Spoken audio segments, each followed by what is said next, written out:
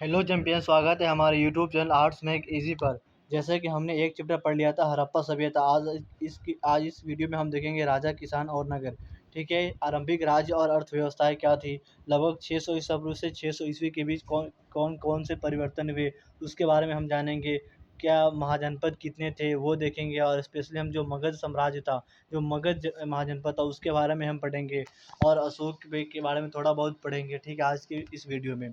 तो जैसे कि हम देख सकते हैं, जो हड़प्पा सभ्यता हुआ वो जो था, वो 2600 ईसा पूर्व से 1900 ईसा पूर्व तक जो विकसित हड़प्पा था, उसका काल जो समय था वो था। उसके बाद हम देखेंगे 1,500 वर्ष के एक लंबे अंतराल में जो उपमहाद्वीप में जो विभिन्न भागों में कई प्रकार के विकास हुए, तो उसको हम देखेंगे कौन कौन से विकास थे। ठीक है, ये वही कालखंड था जब जो सिंधु नदी है और उसकी जो उपनदी है ना, सिंधु नदी के उसके किनारे जो रहने वाले लोग हैं, उसके जो एक ऋग्वेद का लेखन तैयार किया गया। ठीक है, ऋग्वेद। ठीक है, ये सबसे प्राचीन वेद है। 4 वेद है ना, ऋग्वेद, सामवेद, यजुर्वेद, अथर्ववेद। तो ये जो ऋग्वेद है वो सबसे प्राचीन वेद है। ठीक है, और इसका लेखन कहाँ हुआ, ये बोर्ड में आता है क्वेश्चन कि जो ऋग्वेद था उसका लेखन कहाँ हुआ। ये सिंधु नदी के, और सिंधु नदी और उसके जो उपनदी थे उसके किनारे जो रहने वाले लोग थे उसने किया था। ठीक है, और हम देखें कि जो उत्तर भारत है, दक्कन पठार क्षेत्र और कर्नाटक जैसे उपमहाद्वीप में कई क्षेत्रों में जो कृषक बस्तियाँ अस्तित्व में आई। ठीक है, 1,500 वर्ष के जो लंबे अंतराल, उसके बीच कौन-कौन से परिवर्तन है वे हम देख रहे हैं। साथ ही दक्कन और जो दक्षिण भारत के जो क्षेत्र में चरवाहा बस्तियों का प्रमाण भी मिलते हैं। जो ईसा पूर्व पहली सहस्राब्दी के दौरान जो मध्य और दक्षिण भारत में शवों के अंतिम संस्कार के नए तरीके भी सामने आए। ठीक है, पहले जैसे जो 100 था, उसमें क्या कौन-कौन से परिवर्तन आए, वो देखें। जैसे जिसमें महापाषाण के नाम से ख्यात पत्थरों के बड़े-बड़े ढाँचे मिलते हैं। महापाषाण काल आप जानते हैं, तो उसमें जो महापाषाण के नाम से जो ख़यात पत्थर हैं, उनके बड़े-बड़े ढाँचे मिलते हैं इस वक़्त। कई स्थान पर पाया गया है कि सौ के साथ विभिन्न प्रकार के लोहे से बने उपकरण। हम देखेंगे एक नया चीज़ लोहे का, जो हड़प्पा सभ्यता में वो किस चीज़ का विकास नहीं होता, लोहे का कोई स्रोत नहीं मिलता है। लेकिन हम देखेंगे कैसे हड़प्पा सभ्यता के बाद 6000 ईसा पूर्व से 600 ईस्वी के बीच, 6000 ईसा पूर्व में हम देख सकते हैं कैसे लोहों का विकास हुआ। ठीक है, कहाँ-कहाँ से लोहा आते थे उसके बारे में हम देखेंगे। ठीक है, जो लोहे से जो उपकरण बनते थे, हथियार बनते थे, उसका इस्तेमाल जब लड़ाई होता था उसमें इस्तेमाल किया जाता था। ईसा पूर्व जो जो छठी शताब्दी से नए परिवर्तन के प्रमाण मिलते हैं। शायद इनमें सबसे ज़्यादा जो मुखर है, आरंभिक राज्य, साम्राज्य और रजवाड़ों का विकास है। इस बीच क्या हुआ, जो आरंभिक राज्य थे, साम्राज्य थे और जो रजवाड़ा था उसका विकास हुआ। इन राजनीतिक परिवारों के पीछे कुछ अन्य परिवर्तन थे, जिसका पता कृषि उपज को संगठित करने के तरीके से चलता है। ठीक है, ठीक है, अलग-अलग तरीके, जैसे कृषि जो उपज थे उनको एक साथ करने का जो तरीका था, उसका भी पता चलता है। इसी के साथ-साथ जो लगभग जो उपमहाद्वीप में तो नए नगर का जो उदय हुआ, उसके बारे में भी पता चलता है। इतिहासकार इस प्रकार के विकास का आकलन करने के लिए ज़्यादातर अब जो अभिलेख होते हैं, ग्रंथ होते हैं, सिक्कों तथा चित्रों जैसे विभिन्न प्रकार के स्रोतों का अध्ययन करते हैं। जैसे हम देखे थे, जो हड़प्पा सभ्यता उसका जो लिपि था वो वही नहीं पढ़ पाया गया। जो उसका लेखन शैली था वो अभी तक पढ़ा नहीं गया है, उसका अर्थ नहीं निकाल पाया। लेकिन जो उसके बाद जो महाजनपद के समय, जो 6000 ईसा पूर्व के बाद जो सारे अभिलेख थे, जो ग्रंथ थे, सिक्के थे, वो सब अभिलेख थे, वो पढ़ लिया गया। कब पढ़ा गया उसकी बात चर्चा हम बाद में करेंगे अभी। ठीक है, जो प्रिंसेप और प्रियदर्शी ये कौन थे, ये क्या था। जो भारतीय अभिलेख विज्ञान की उल्लेखनीय प्रगति आया जब 1830 के दशक में, मेनली 1838 में, एक ईस्ट इंडिया कंपनी का एक कार्यरत अधिकारी था। ठीक है, जिसका नाम जेम्स प्रिंसर था। उसने जो ब्राह्मी और खरोष्टी लिपि था उसका मतलब निकाल लिया कि कैसे ब्राह्मी लिपि है, उसको पढ़ लिया। जैसे जो हिंदी है, वो हिंदी क्या है, हिंदी भाषा है और इसकी लिपि देवनागरी होती है। उसी तरह जो ब्राह्मी और खरोष्टी है वो लिपि का नाम है, और इसका जो भाषा है वो प्राकृत भाषा है, अरामाइक भाषा है, यूनानी भाषा है, ये सब भाषा हुआ। और जो ब्राह्मी और खरोष्टी है, ये लिपि का नाम है। ठीक है, तो उसका अर्थ निकाल लिया जेम्स प्रिंसप। कब निकाला, 1838 में। ये बहुत ही इंपॉर्टेंट क्वेश्चन है। ये ऐसा क्वेश्चन पूछता है बोर्ड में कि किसने जो ब्राह्मी और खरोष्टी लिपि का अर्थ निकाला, तो जेम्स प्रिंसप ने। अब कब निकाला, तो 1830 के दशक और 1838 में। ठीक है, इसमें कन्फ्यूज़ नहीं होना है, दशक मतलब 10 साल। जैसे 1830 का दशक हम बोलते हैं, तो 1830 से 1840 के बीच में जो समय काल हुआ, उसको 1830 का दशक बोलेंगे। ठीक है, इसमें कन्फ्यूज़ नहीं होना है। इसको हम देखेंगे, जिस प्रिंसिप को पता चला कि जो अधिकांश अभिलेख है और सिक्के हैं, उस पर पियदस्सी लिखा हुआ है। यानी पियदस्सी का मतलब होता है मनोहर मुख कृत वाले राजा, यानी सुंदर राजा। और कुछ अभिलेखों पर राजा का नाम अशोक भी लिखा है। अशोक वो तलाबे श नहीं है, ठीक है, दंड स से लिखा हुआ अशोक भी लिखा। और बौद्ध ग्रंथ के जो अनुसार जो अशोक है वो सर्वाधिक प्रसिद्ध शासकों में से एक था। ठीक है, हम देखें कि अभिलेख के अध्ययन को, यहाँ ये इंपॉर्टेंट, अभिलेख के अध्ययन को क्या बोलते हैं? अभिलेख शास्त्र कहते हैं। ये बोर्ड में भी आया था और सीयूटी में भी ये ज़्यादातर आने का चांस रहता है कि अभिलेख के अध्ययन को क्या बोलते हैं? द स्टडी ऑफ अभिलेख, अभिलेख शास्त्र। ठीक है, हम देखेंगे कैसे इस शोध के आरंभिक भारत के राजनीतिक इतिहास के अध्ययन को नई दिशा मिली। जब उस वक्त के जो अभिलेख थे उसका, जब वो भाषा जो लिपि था, जब उसका अर्थ पता चला, तो उस वक्त की जो राजनीतिक इतिहास थी उसके बारे में एक पता चला कि उस वक्त की जो राजनीतिक शैली थी वो किस प्रकार थी, कैसे जो राजा थे कैसे आदेश देते थे, क्या कार्य करते थे, लोगों के लिए क्या करते थे। ठीक है, तो उससे एक नई दिशा मिली, क्योंकि जो भारतीय और यूरोपीय विद्वानों ने उपमहाद्वीप पर शासन करने वाले प्रमुख राजवंशों की वंशावली की पूर्ण रचना के लिए विभिन्न भाषाओं में लिखे अभिलेखों और ग्रंथों का उपयोग किया। ठीक है, जो यूरोपियन विद्वान थे, जो जो उपमहाद्वीप में जो शासन जो करने वाले जो प्रमुख राजवंश है ना, जो इतिहास था, जो राजवंश इतिहास में जो वंशावली उसकी थी, उसकी पुनर्रचना के लिए विभिन्न भाषाओं का इस्तेमाल किया। ठीक है, जो यूरोपियन विद्वान थे, क्योंकि उस वक्त तो ब्रिटिश का शासन था 19वीं शताब्दी तक। 20वीं शताब्दी में जाकर देश आज़ाद हुआ था, उससे पहले जो ब्रिटिश राज था, तो उस वक्त जो यूरोपियन विद्वान थे वो जो भारतीय इतिहास से बहुत रोचक लेते थे, उनको बहुत इंटरेस्ट आता था। धीरे धीरे सब सारी चीज़ें मिलने लगी जिसकी वजह से और इंटरेस्ट बढ़ा। तो उसकी वजह से जो 1830 के दशक में एक जो विकास हुआ, भारत में जो प्राचीन इतिहास थी उसके बारे में जानने का एक नया स्रोत दिशा मिल गया, जिसकी वजह से जो आरंभिक अभिलेख थे, ग्रंथों का, उसका उपयोग किया गया उनके इतिहास को जानने के लिए। ठीक है, विभिन्न भाषाओं में लिखे जो अभिलेख थे, इसके अलावा परिणाम स्वरूप जो 20वीं सदी के आरंभिक दशकों तक उपमहाद्वीप के राजनीतिक इतिहास का एक सामान्य चित्र तैयार हो गया था। हम देखेंगे कैसे 20वीं शताब्दी तक जो आरंभिक दशक तक, ठीक है, जो उपमहाद्वीप के राजनीतिक इतिहास था, उनका एक चित्र तैयार हो गया था कि कैसे कौन से राजा पहले शासन किए, उसके बाद कौन से थे, उसके बाद कौन राजा थे और कौन सबसे इसमें महत्वपूर्ण थे, कौन सबसे शक्तिशाली था। ठीक है, इसके बाद विद्वानों ने अपना अपना अपना ध्यान राजनीतिक इतिहास के संदर्भ की ओर लगाया और यह छानबीन करने की कोशिश की कि क्या राजनीतिक परिवर्तन और आर्थिक तथा सामाजिक विकास के बीच कोई संबंध था। ठीक है, ये पता लगाया। इसके बाद हम देखेंगे कि कैसे इसमें संबंध तो थे लेकिन संभवतः सीधे संबंध नहीं थे। ठीक है, हमेशा हम पढ़ेंगे अब जो प्रारंभिक राज्य थे, जो 16 महाजनपद थे। ठीक है, उस वक्त छठी शताब्दी ईसा पूर्व में कितने महाजनपद थे? 16 महाजनपद। ये बोर्ड में पूछा जाता है कितने महाजनपद, तो 16 महाजनपद, ये इंपॉर्टेंट है। हम देखें कि कैसे आरंभिक जो भारतीय इतिहास की छठी शताब्दी ईसा पूर्व को एक महत्वपूर्ण परिवर्तन काल माना जाता है, क्योंकि इस वक्त बहुत सारे परिवर्तन हुए। लोहे का खोज हो गया, नए नए नगर स्थापित हुए, जो राज्य थे वो बने, साम्राज्यों का विकास हुआ, नए नए शासक, शक्तिशाली शासक उभर कर आए इस कालखंड में। हम देखेंगे इस काल को प्राय आरंभिक राज्य नगरों, लोहे के बढ़ते प्रयोग और सिक्कों के विकास, सिक्का का भी विकास हुआ के साथ साथ जोड़ा जाता है। इसी काल में जो बौद्ध और जो जैन है सहित विभिन्न दार्शनिक विचारधाराओं का विकास हुआ। जो गौतम बुद्ध थे और जो महावीर थे, इसी काल में अलग अलग जो ये थे इनका विकास हुआ। ठीक है, बौद्ध और जैन धर्म थे, इसके बारे में हम चैप्टर 4 में अच्छे से डिटेल में पढ़ेंगे कि जो बौद्ध और जैन धर्म है उसके जो आरंभिक ग्रंथ में महाजनपद नाम से 16 राज्यों का उल्लेख मिलता है। दोनों में 16 महाजनपद का उल्लेख मिलता है, लेकिन जो महाजनपदों के नाम है सूची इन ग्रंथों में एक एक आसान नहीं है, कहीं पे कुछ और नाम है, लेकिन ये पूरा है। दोनों में 16 महाजनपद की चर्चा है, लेकिन नाम यदा-कदा अलग हो सकता है, लेकिन 16 जो महाजनपद थे वो 16 महाजनपद थे। ठीक है? लेकिन कुछ ऐसे भी जो क्षेत्र थे उनके, जैसे वज्ज हो गया, मगध, कौशल, कुरु, पांचाल, गांधार और अवंती जैसे जो नाम है प्रायः मिलते हैं दोनों में। ठीक है, इससे यह स्पष्ट होता है कि उस जो महाजनपद थे सबसे महत्वपूर्ण महाजनपद में गिने जाते हैं। ये जो महाजनपद थे वज्जी, मगध, कौशल, गुरु, पंचाल, गांधार, ये और अवंती, ये सब बहुत ही महत्वपूर्ण महाजनपद है, इसलिए दोनों में सेम नाम मिलता है। इसके अलावा जो अधिकांश महाजनपद पर राजा का शासन होता था, हर महाजनपद पर जो मोस्टली जो महाजनपद थे उस पे राजा का ही शासन होता, लेकिन गण और संघ नाम से जो प्रसिद्ध राज्य में कई लोगों का समूह शासन करता था। इस समूह का जो प्रत्येक व्यक्ति राजा कहलाता था।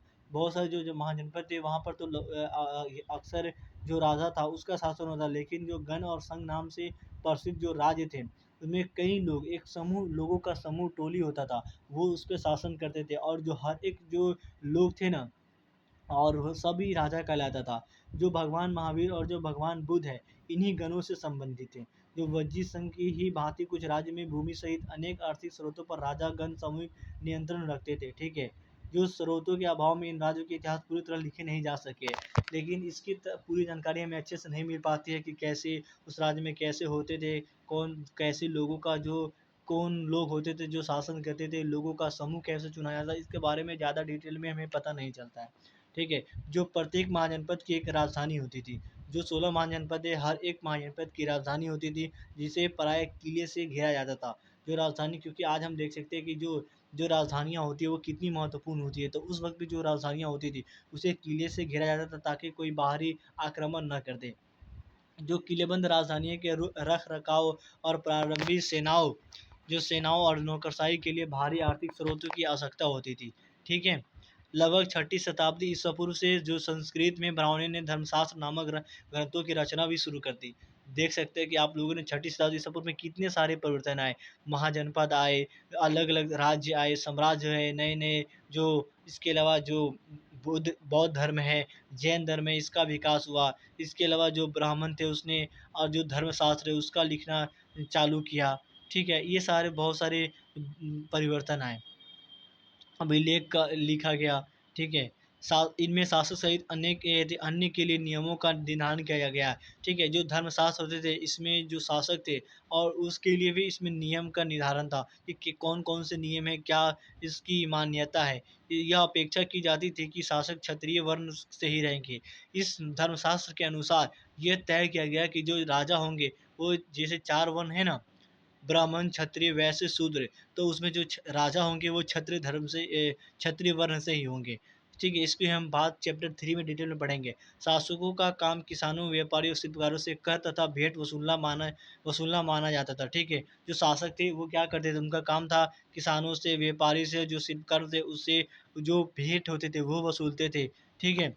उसके अलावा एक और ये सवाल है, क्या वनवासियों और चरगाहों से भी कर रूप में कुछ लिया जाता था? क्या जो वनवासी थे, जो जंगल में रहते थे, और जो चरवाहा चरवाहा थे, ठीक है, क्या उससे भी कुछ लिया जाता था? हमें इतना तो ज्ञात नहीं है कि संपत्ति जुटाने का एक वैध उपाय पड़ोसी राज्य पर आक्रमण करने, धन इकट्ठा करना भी माना जाता था, ठीक है। आज के समय हम देखेंगे कि दूसरे पर कैसे दूसरे जो ताकतवर कंट्री होते हैं वो जो ताकतवर जो पावरलेस कंट्री होता है उस पर आक्रमण करता है, अपने जो ताकत उसको दिखाने के लिए, या फिर लालच के चक्कर में। आज हम देख सकते हैं कि अक्सर जो लड़ाई होता है वो तेल की वजह से ही होता है, ठीक है। आप देख सकते हैं जो अमेरिका होता है वो जो मोस्टली जो अटैक करता है वो जो तेल जहाँ होता है उस कंट्री पे ज़्यादा अटैक करता था, इसलिए हम देख सकते उस वक्त भी। लेकिन ये तो वैध नहीं है, लेकिन उस वक्त वैध तरीका माना जाता था जो पड़ोसी राज्य पर आक्रमण करना और वहाँ से धन इकट्ठा करना, ये वैध माना जाता था, ठीक है। इसके लिए धीरे धीरे कुछ राज्यों में अपनी अस्थायी सेनाएं और नौकरशाही तंत्र तैयार कर लिए, ठीक है। बाकी राज्य अब भी सहायक सेना पर निर्भर थे। कुछ राज्य थे जो ताकतवर हो गए तो उसने अपना सेना रख लिए, नौकरशाही तंत्र तैयार कर लिए। लेकिन कुछ वो थे जो कि सहायक सेना पर निर्भर थे, जिसे प्राय कृषक पद से नियुक्त किया जाता था। इसके बाद हम देख सकते हैं ये है महाजनपद, ठीक है। सारे जो 16 महाजन उस पे उसके नाम है और उसकी जो कैपिटल है वो लिखा गया है। तो ये तो कुछ नाम याद कर लेना, ये ज़्यादा इम्पोर्टेंट नहीं है। 16 महाजनपदों का नाम यहाँ लिखना, अगर याद कर लेते हो तो बेहतर है, नहीं याद होता है तो कोई बात नहीं, जो इम्पोर्टेंट है 6-7 उसका नाम याद कर लेना कि लिखने को आ सकता है। इसे हम देखेंगे कि अभिलेख क्या होता है। अभिलेख उन्हें कहते हैं जो पत्थर, धातु या मिट्टी के बर्तन जैसी कठोर सतह पर खुदे होते हैं, उसे अभिलेख कहते हैं, ठीक है। अभिलेख उन लोगों की उपलब्धि, क्रियाकलाप या विचार लिखे जाते थे उन्हें बनवाते थे, ठीक है। अभिलेख, अगर कोई व्यक्ति अभिलेख कोई राजा बनवा रहा है तो उस पर क्या लिखा हुआ, उस पर उसकी ही जो उसकी जो क्या बोलते हैं उसकी जो उपलब्धि हो गया, जो उसने कार्य किया था, जो उसके विचार थे उस पर लिखे होते थे, ठीक है। इसमें राजाओं के क्रियाकलाप तथा महिलाओं और पुरुषों द्वारा धार्मिक संस्थाओं को दिए गए दान का ब्यौरा मिलता है। कुछ अभिलेखों पर ऐसा मिलता है कि कुछ लोगों ने दान दिया था, उसका भी उसका नाम लिखा हुआ करता था, ठीक है। महिलाओं और पुरुषों द्वारा जो धार्मिक स्थान पर जो दान दिए गए थे उस पर ब्यौरा मिलता है। अभिलेख एक प्रकार से अस्थायी प्रमाण होते हैं, क्योंकि अभिलेख जो होता है वो तो जल्दी ख़त्म नहीं होता, ठीक है। पत्थर पे अगर आप लिख दोगे तो वो जल्दी ख़त्म नहीं होगा, ठीक है। किताब होता है जो हो सकता है वो फट जाए या कहीं मिट्टी में ये मिल जाए तो ये हो सकता है, लेकिन जो पत्थर होते हैं वो तो कभी ख़त्म नहीं होगा जब तक उसको अच्छे से तोड़ा ना जाए। तो इसलिए जो अभिलेख होता है इस प्रकार से अस्थायी प्रमाण होते हैं। कई अभिलेख में इनके निर्माण की तिथि भी खुदी होती थी। कुछ जगह पे लिखा है, जैसे कोई अभिलेख तैयार किया गया तो उस पर डेट भी लिखा रहता है कि यह अभिलेख किस वक्त का है, ठीक है। इसके अलावा इनका काल निर्धारण आमतौर पर पूरा लिपि अथवा लेखन शैली के आधार पर काफ़ी स्पष्टता से किया जा सकता है। उदाहरण के लिए लगभग 200 ईसा पूर्व में अक्षर जो अ है वो ऐसे लिखा जाता र की तरह, ठीक है। इस प्रकार लिखा जाता था और 500 ईसा पूर्व में देखो कैसे चेंज हो गया, समय के साथ जो लिखावट थी उसका भी जो चेंज हो गया, ठीक है। हम देखेंगे जो प्राचीन अभिलेख है प्राकृत भाषाओं में लिखे जाते थे, ठीक है। जो प्राचीन अभिलेख है वो किस भाषा में लिखा जाता था? प्राकृत भाषा में। ये क्वेश्चन पूछ सकता है कि जो प्राचीन अभिलेख थे किस भाषा में लिखे जाते थे? तो प्राकृत भाषा में। इसकी लिपि क्या होती थी? खरोष्टी और ब्राह्मी। प्राकृत उन भाषाओं को कहा जाता था जो अजन सामान्य की भाषाएं होती थी, ठीक है। जो आमतौर पर जो लोग उस वक्त की भाषाएं बोलते थे वो प्राकृत भाषा ही बोलते थे। इस अध्याय में आगे अजातशत्रु और अशोक जैसे शासक के नाम प्राकृत भाषा में लिखे गए क्योंकि यह नाम प्राकृत अभिलेखों से प्राप्त है, ठीक है। आपको यह तमिल, पाली और संस्कृत जैसी भाषाओं को शब्द भी मिलेंगे क्योंकि इन भाषाओं से भी अभिलेख मिलते हैं, ठीक है। कुछ जगहों पर तमिल हो गया, पाली हो गया, जो संस्कृत हो गया, इस भाषाओं से भी अभिलेख मिलेंगे क्योंकि इससे अभिलेख मिलते थे, ठीक है। भाषाओं में भी अभिलेख मिलते हैं, शब्द मिलता है। इस यह संभव है कि लोग अन्य भाषाएं भी बोलते थे लेकिन इनका प्रयोग लेखन कार्य में नहीं किया जाता था, ठीक है। फिर हम देखेंगे कि जो जनपद है, जनपद का क्या अर्थ है? जनपद का अर्थ होता है एक ऐसा भूखंड, एक ऐसी जगह जहाँ कोई जन या लोग आकर बस जाए, कुल या जनजाति आकर अपना पाँव रखता है यानी बस जाता है, उसे ही जनपद कहते हैं। इस शब्द का प्रयोग प्राकृत व संस्कृत दोनों में मिलता है, ठीक है, जनपद का।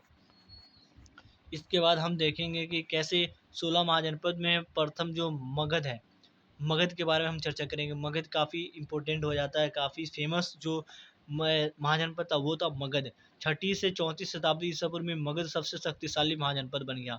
सबसे शक्तिशाली जो महाजनपद था वो तो कौन था? वो मगध था। ये मगध कहाँ है? जो आधुनिक जो बिहार है वो है। आधुनिक जो बिहार का पटना है उस क्षेत्र को मगध कहते थे, ठीक है। वो मगध महाजनपद था जो सबसे शक्तिशाली महाजनपद था।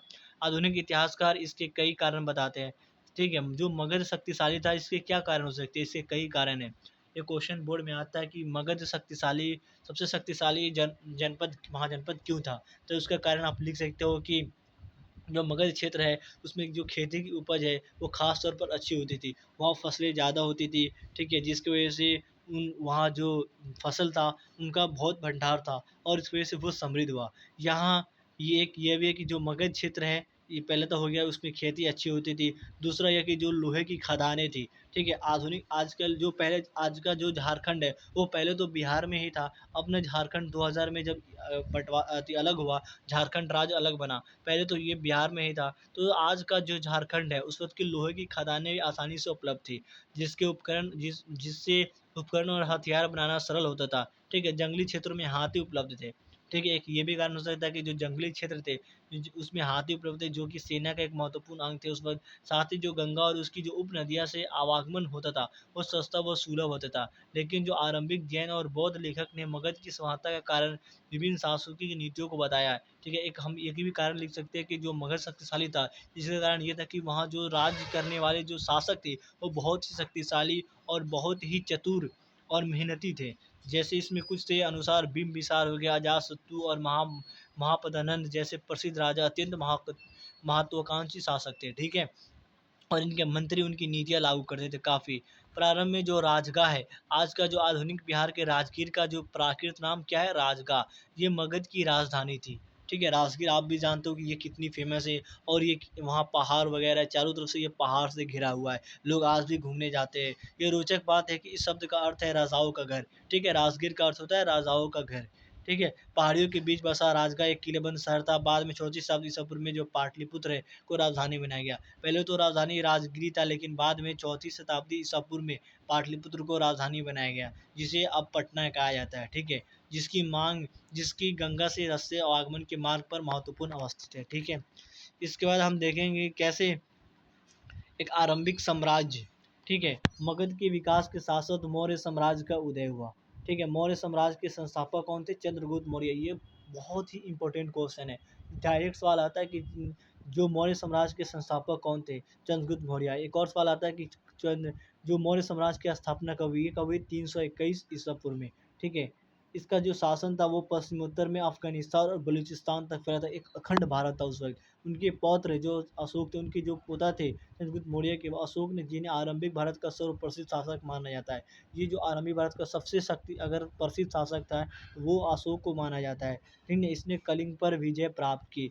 कलिंग जो कि आधुनिक उड़ीसा का नाम है। 200 आई थिंक 261 ईसा पूर्व में कलिंग का जो युद्ध हुआ था, उसमें जो अशोक थे उसने विजय पाया था।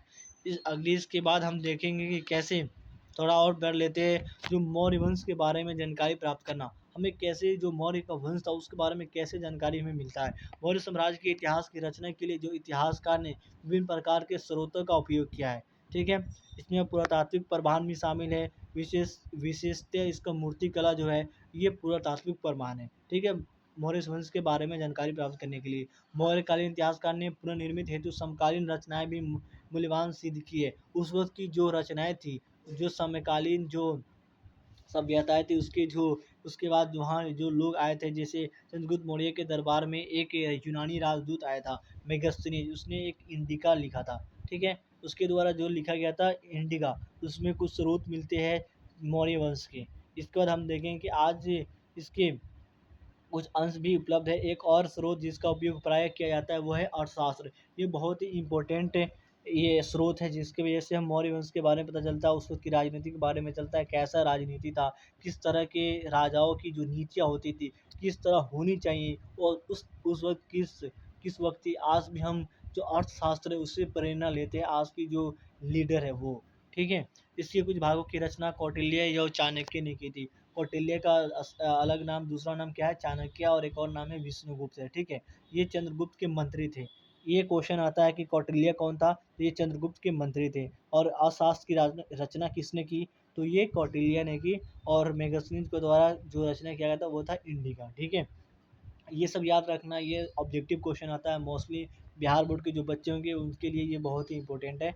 ये डायरेक्ट क्वेश्चन पूछते हैं, इसके आता है। इसके बाद साथ ही जो मौर्य शासक का जो उल्लेख है परवर्ती जैन, बौद्ध और पौराणिक ग्रंथों तथा संस्कृत वाड्य में भी मिलता है, ठीक है। यद्यपि उस वक्त जो साक्ष्य बड़े उपयोगी है, लेकिन पत्थरों और स्तंभों पर मिले अशोक के जो अभिलेख है, ये सबसे मूल्यवान स्रोत माने जाते हैं। अगर कोई आपसे पूछे कि सबसे मूल्यवान स्रोत कौन है मौर्य वंश के बारे में जानकारी प्राप्त करने के लिए, तो वह है जो अशोक के जो अभिलेख है उसके द्वारा। अशोक वह पहला सम्राट था जिसने अपने अधिकारियों और प्रजा के लिए संदेश प्राकृत पत्थरों और पॉलिश किए हुए स्तंभों पर लिखवाए थे। अशोक ने जो अपने अभिलेख के माध्यम से धर्म का प्रचार किया। धर्म क्या था? इनमें बड़ों के प्रति आदर, सन्यासी और ब्राह्मण के प्रति उदारता, सेवकों और दासों के साथ उदार व्यवहार तथा दूसरे के धर्मों और परंपराओं का आदर शामिल था, ठीक है। ये था धम्म। धम्म क्या है? धर्म का ही प्राकृत नाम धम्म है, ठीक है। अब जब कलिंग युद्ध हुआ, थोड़ा बता देता हूँ इसकी बैकग्राउंड, ठीक है।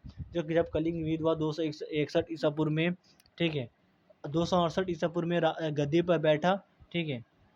उसके 8 साल बाद 261 ईसा पूर्व में एक युद्ध हुआ, कलिंग का युद्ध, जिसमें अशोक विजय हुआ। इसकी वजह से बहुत सारे लोग मारे गए, लाखों लोग। रक्तपात देखकर जो अशोक का हृदय था वो परिवर्तन हो गया। इस बार उसने धम्म का प्रचार शुरू किया, मतलब उसने युद्ध करना छोड़ दिया, हिंसा करना छोड़ दिया, और अहिंसा के रास्ते पर लोगों की भलाई करने में लग गया। वो धर्म का प्रचार किया। इसमें जो बड़ों के प्रति आदर था, सन्यासी था, सन्यासी और ब्राह्मणों के प्रति जो उदारता था, सेवकों और दासों के साथ उदार व्यवहार, एक दूसरे के धर्मों और परंपराओं का आदर शामिल है। ये था धर्म। आज भी हम देख सकते हैं कि कैसे ये, क्या हम बोल सकते हैं ना, ये उसे रिलेटिव, ठीक है, रिलीवेंस उसका है आज भी। इसके बाद हम देख लेते हैं भाषाएं और लिपियाँ। अशोक के जो अधिकांश अभिलेख थे वो प्राकृत में है, जबकि जो पश्चिमोत्तर में मिले अभिलेख है अरामाइक और यूनानी भाषा में। ये क्वेश्चन आ सकता है कि जो अशोक के अधिकांश अभिलेख है वो किस भाषा में है? तो प्राकृत में है। और कुछ जो पश्चिमोत्तर में जो अभिलेख है वो किस भाषा में? अरामाइक यूनानी भाषा में है। उसके बाद जो प्राकृत के जो अधिकांश अभिलेख है ब्राह्मी लिपि में। भाषा तो प्राकृत है, लेकिन अभिलेख जो लिपि क्या है? लिपि ब्राह्मी। इसमें कन्फ्यूज नहीं होना है लिपि और भाषा में, ठीक है। जबकि जो प्रश्नोत्तर में कुछ अभिलेख खरोष्टी में लिखे गए हैं। अरामाइक और यूनानी लिपि का प्रयोग अफगानिस्तान में मिले अभिलेखों को कहता है। ये इंपॉर्टेंट है। आ सकता है क्वेश्चन, ठीक है। इसके बाद की चर्चा हम अगली क्लास में करेंगे। कुछ रह गया, हम इसको 4-5 पार्ट में ख़त्म करेंगे, आराम आराम से पढ़ेंगे, कोई जल्दी नहीं है, अभी बहुत टाइम है। अगर आपको इतना अगर समझ आया हो, तो अगर अच्छा लगा वीडियो तो लाइक करना, अपने दोस्तों के साथ शेयर करना। अगर कुछ डाउट रह जाता है तो कमेंट सेक्शन में अवश्य बताना, मैं उसको डाउट को कंप्लीट करूँगा, ठीक है। तो धन्यवाद आज के लिए।